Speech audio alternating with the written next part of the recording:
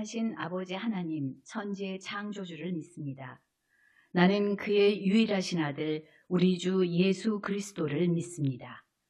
그는 성령으로 잉태되어 동정녀 마리아에게서 나시고 본디오 빌라도에게 고난을 받아 십자가에 못 박혀 죽으시고 장사된 지 사흘 만에 죽은 자 가운데서 다시 살아나셨으며 하늘에 오르시어 전능하신 아버지 하나님 우편에 앉아 계시다가 거기로부터 살아있는 자와 죽은 자를 심판하러 오십니다. 나는 성령을 믿으며 거룩한 공교회와 성도의 교제와 죄를 용서받는 것과 몸의 부활과 영생을 믿습니다. 아멘.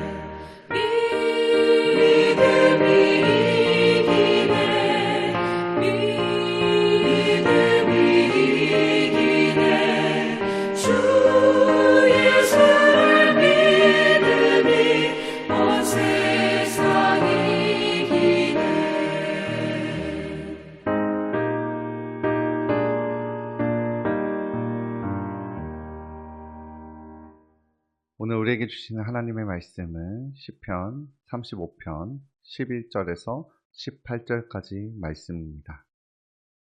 시편 35편 11절에서 18절까지 말씀. 불의한 증인들이 일어나서 내가 알지 못하는 일로 내게 질문하며 내게 선을 악으로 갚아 나의 영혼을 외롭게 하나. 나는 그들의 병 들었을 때에 굵은 베옷을 입으며 금식하여 내 영혼을 괴롭게 하였더니 내 기도가 내 품으로 돌아왔도다. 내가 나의 친구와 형제에게 행함같이 그들에게 행하였으며 내가 몸을 굽히고 슬퍼하기를 어머니를 곡함같이 하였도다. 그러나 내가 넘어짐에 그들이 기뻐하여 서로 모이며 불량배가 내가 알지 못하는 중에 모여서 나를 치며 찢기를 맞이 아니하도다. 그들은 연회에서 망령되이 조롱하는 자 같이 나를 향하여 그들의 이를 갈도다. 주여 어느 때까지 관망하시려 하나이까? 내 영혼을 저 멸망자에게서 구원하시며 내 유일한 것을 사자들에게서 건지소서. 내가 대회 중에서 주께 감사하며 많은 백성 중에서 주를 찬송하리이다. 아멘. 오늘은 시편 35편 11절에서 18절까지의 말씀을 통해 하나님의 은혜를 나누고자 합니다. 사람은 누구나 억울한 일을 당할 때가 있습니다. 열심히 했는데 알아주지 않을 때, 오히려 좋지 않은 이야기를 들을 때, 나를 도와주기는커녕 도와주는 사람이 있기는커녕 헐뜯는 사람을 만날 때 참 힘이 들고 억울합니다. 이럴 때 우리의 마음은 원망과 분노로 가득 찹니다. 오늘 시편의 기자 다윗은 그러한 상황 가운데 안에서 삶의 모습을 보여줍니다. 하나님께 기도 드리는 모습. 그 모습을 바라보고자 합니다. 11절에 이렇게 말씀합니다. 불의한 증인들이 일어나서 내가 알지 못하는 일로 내게 질문하며. 악인들의 거짓 증언입니다. 다윗은 내가 알지 못하는 일, 근거 없는 일로 모함과 거짓된 공격을 받았습니다. 그는 선을 행했지만 악으로 받는 억울한 일을 겪게 되었습니다. 불의한 증인들이 일어나서 내가 알지 못하는 일로 내게 질문할 때 다윗은 이렇게 13절에 말씀합니다. 나는 그들이 병들었을 때 굵은 배 옷을 입으며 금식하여 내 영혼을 괴롭게 하였더니. 그들은 다윗을 공격했지만 다윗은 그들이 병들었을 때에 그들을 위하여 금식하며 기도했다는 것입니다. 오늘 다윗의 모습을 보며 우리의 신앙생활의 모습을 돌아봅니다.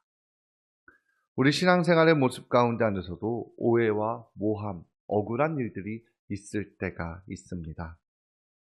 우리는 그것을 어떻게 대해야 하는지 고민해 보아야 합니다. 그 고민 가운데 안에 오늘 말씀 다윗의 모습은 좋은 모범이 되어줍니다. 다윗은 원수를 위해 기도하는 자였습니다. 금식하며 기도하였습니다. 성경은 이야기합니다. 원수를 사랑하며 너희를 핍박하는 자를 위하여 기도하라.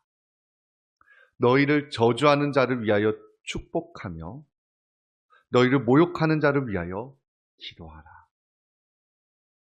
원수, 핍박하는 자, 저주하는 자, 모욕하는 자, 그들을 선대하라는 말씀이 신약성경에 기록되어 있습니다.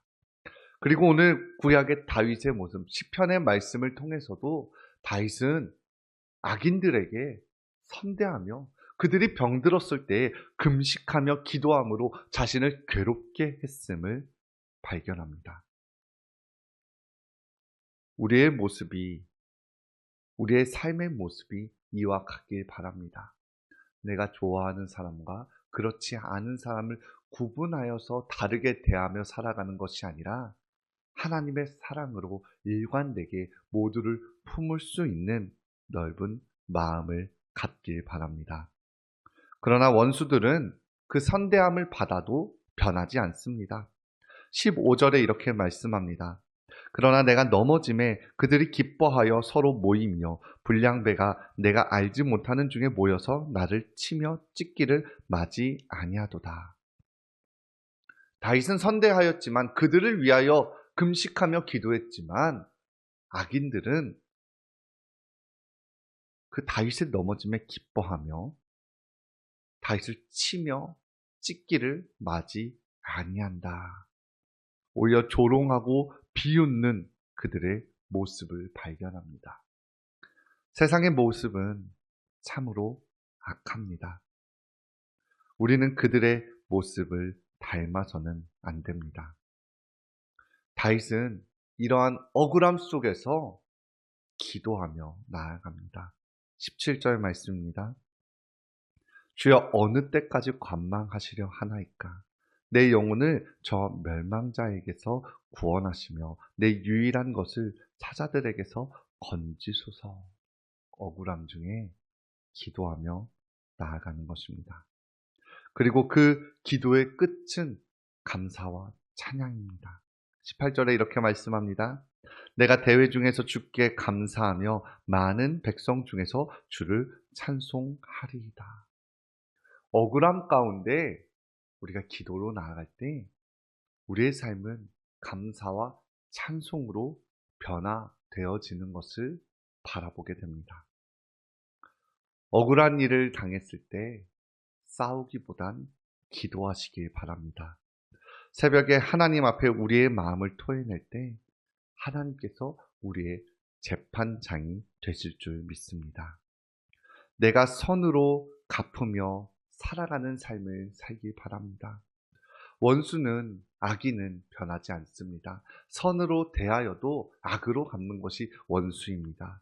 그러나 우리가 말씀을 통해서 바라보는 것은 악인이 악으로 우리에게 갚는다 하여도 우리가 악으로 대하는 것이 아니라 선으로 대해야 한다는 것입니다. 원수의 아픔에도 같이 아파하고 긍휼히 여기며 기도할 수 있는 사람이 되어야 하는 것입니다. 우리의 삶은 그렇습니다. 원수가 무너졌기에 기뻐하고 즐거워하고 그들의 넘어짐으로 인하여 감사와 찬양하는 것이 아니라 억울한 중에 주님께 나아가고 주님께 맡김으로 그 맡김으로 인하여 기뻐하고 감사하고 찬양해야 하는 것입니다. 최근에 억울한 일을 겪으신 적이 있으신가요? 어쩌면 지금 이 명절 가운데 안에서도 우리의 마음에 억울한 일들이 올라올 때가 있지 않으신가요? 우리의 모습은 어떻습니까? 하루를 망치고 다른 사람에게 하소연하고 표정이 좋지 않은 채 살아가지는 않으십니까? 오늘 말씀을 통해서 우리가 그 마음을 주님께 올려드리길 바랍니다. 다윗의 고백처럼 주여 어느 때까지 관망하시려나이까 하는 그 고백처럼 우리의 솔직한 마음을 주님께 기도로 아뢰며 그 기도 가운데 안에 주님께서 주시는 위로로 말미암아 하루를 살아가길 바랍니다.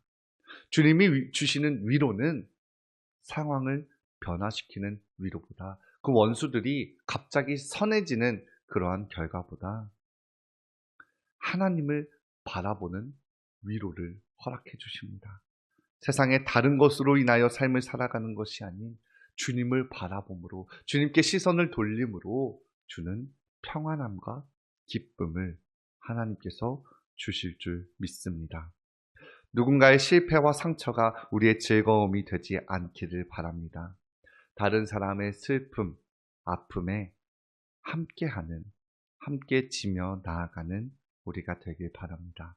우리의 기도에 전환이 일어나길 바랍니다. 우리의 기도가 나 중심적인 기도였다면 이제는 타인을 위한 기도, 하나님의 마음을 담아 원수마저 사랑하라 말씀하신 그 말씀에 순종하는 기도를 드리길 바랍니다. 오늘 말씀을 통해 깨닫는 것은 억울함을 내가 붙들면 원망의 마음이지만 하나님께 맡기면 감사와 찬송이 된다는 것입니다. 오늘 기도하는 자리 가운데 내가 주님께 맡길 한 가지를 생각하며 구체적으로 주님께 드리며 기도하시길 바랍니다. 기도하겠습니다.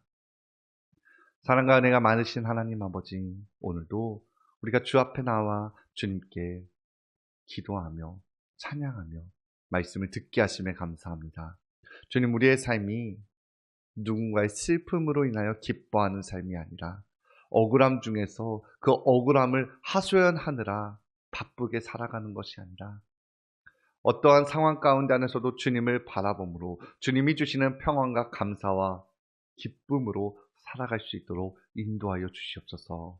하나님을 찬양하며 살아가게 하여 주시고 악을 선으로 갚는 의로운 삶을 살 수 있도록 우리를 붙들어 주시옵소서. 언제나 우리와 함께 하실 줄 믿사오며 감사드리며 예수 그리스도의 이름으로 기도합니다. 아멘.